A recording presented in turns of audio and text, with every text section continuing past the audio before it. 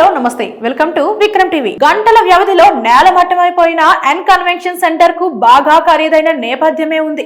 Convention centre Akkineni నాగార్జునదే అనే ప్రచారం విస్తృతంగా ఉంది. అయితే కన్వెన్షన్ సెంటర్ కు నాగార్జున వ్యాపార భాగస్వామి మాత్రమే. అత్యంత సన్నిహితుడు వ్యాపార భాగస్వామి నల్లా ప్రీతం రెడ్డితో కలిసి నాగార్జున 2010లో తుమ్మిడికుంట చెరువులో కన్వెన్షన్ సెంటర్ ను నిర్మించారు. ఈ కన్వెన్షన్ సెంటర్ లో పెళ్లిళ్లు, ఫ్యాషన్ షోలు, వ్యాపార కార్యక్రమాలు, బోర్డు మీటింగులు, ఎగ్జిబిషన్లు జరుగుతుంటాయి. ఇంత భారీ వ్యాపారాలు చేస్తున్న కన్వెన్షన్ సెంటర్ లోకి మధ్యతరగతి జనాలకు ప్రవేశం నిషిద్ధం. అంటే మధ్యతరగతి జనాలకు లోపలకు రానియరని కాదు అర్థం. మధ్యతరగతి జనాలు ఆహ్వానితులుగా లోపలకు అడుగు పెట్టగలరే కానీ ఏ కార్యక్రమాన్ని నిర్వహించుకోలేరు. ఎందుకంటే ఈ సెంటర్ అందరికీ అందుబాటులో ఉండదు. ఇందులో ఏ కార్యక్రమమైనా చేయాలంటే లక్షల్లో అద్దె చెల్లించాల్సిందే. ఫంక్షన్ ను బట్టి గంటలు లేదా రోజు లెక్కన అద్దె వసూలు చేస్తారు. ఇంత తక్కువ వేసుకున్న పెద్ద హాళ్ల రోజు అద్దె 5 లక్షలుంటుంది. మాదాపూర్ అంటే హైదరాబాద్ కు సెంటర్ అని అందరికీ తెలిసిందే. అత్యంత ఖరీదైన ప్రాంతాలన్నింటికీ మాదాపూర్ సెంటర్ ఆఫ్ అట్రాక్షన్. అలాంటి మాదాపూర్ లో ఎన్ కన్వెన్షన్ సెంటర్ లో ఫంక్షన్ జరుపుకోవటం చాలా మంది ప్రెస్టీజియస్ గా ఫీల్ అవుతుంటారు. లోపల ఇంటీరియర్ డెకరేషన్ అంతా బ్రహ్మాండంగా ఉంటుంది.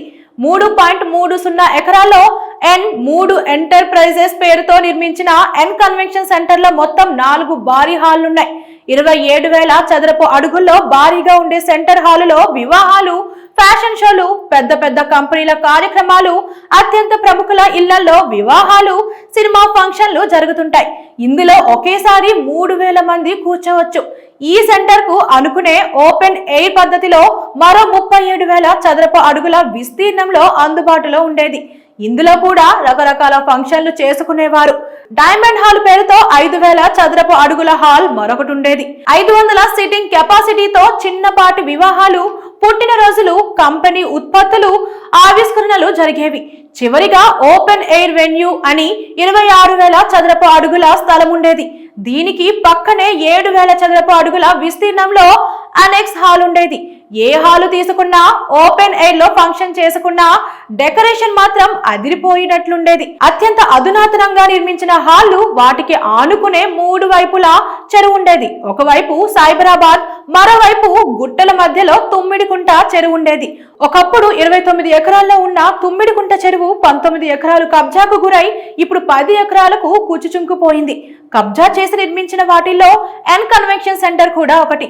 పైన చెప్పిన 4 హాళ్లు లేదా ఓపెన్ ఎయిర్ లో కార్యక్రమాలను చేసుకోవటాన్ని చాలా ప్రెస్టీజియస్ గా ఫీల్ అయ్యే వాళ్ళు కంపెనీలు ఫంక్షన్ చేయాలని అనుకున్న తేదీన సెంటర్ లో ఏ హాలు ఖాళీ లేకపోతే ఫంక్షన్లను వాయిదా వేసుకున్న ఘటనలు కూడా ఉన్నాయని సమాచారం. ఈ కన్వెన్షన్ సెంటర్ డిమాండ్ ఏ స్థాయిలో ఉండేదంటే తక్కువలో తక్కువ 3 నెలలకు ముందే అడ్వాన్స్ బుకింగ్ చేసుకోవాలి. అప్పటికప్పుడు వచ్చి ఫంక్షన్ చేసుకోవాలంటే ఫంక్షన్ చేసుకునే వాళ్ళకి అదృష్టం ఉంటే తప్ప సాధ్యమయ్యేది కాదు. అంత డిమాండ్ తో నడిచే కన్వెన్షన్ సెంటర్ ను హైడ్రా కేవలం 4 గంటల్లోనే నేలమట్టం చేసేసింది.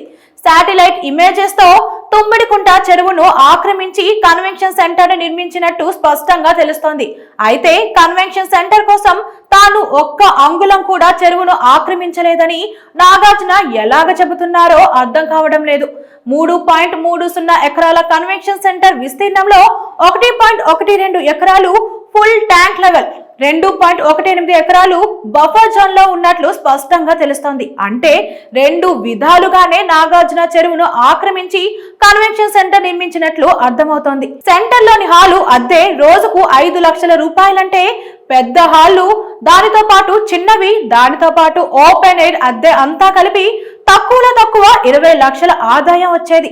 రోజుకు 20 లక్షలంటే నెలకు 6 కోట్లు. నెలకు 6 కోట్ల ఆదాయం అంటే ఏడాదికి 72 కోట్లు. నిర్వహణ సిబ్బంది జీత భత్యాల కోసం ఏడాదికి 7 కోట్లు తీసేసినా నెట్టుగా యాజమాన్యానికి 65 కోట్లు మిగిలేది. ఇన్ని కోట్ల రూపాయల ఆదాయం తెచ్చే సెంటర్ నిర్మాణానికి Nagarjuna greater municipal corporation permission కూడా తీసుకోలేదని ఇప్పుడు వార్తలు వినబడుతున్నాయి. దర్జాగా కబ్జా చేసి కోట్ల రూపాయల వ్యాపారం చేస్తున్న ఈ కన్వెన్షన్ సెంటర్ వ్యవహారం సంవత్సరాలుగా అధికారులకు తెలియకుండానే ఉంటుందా?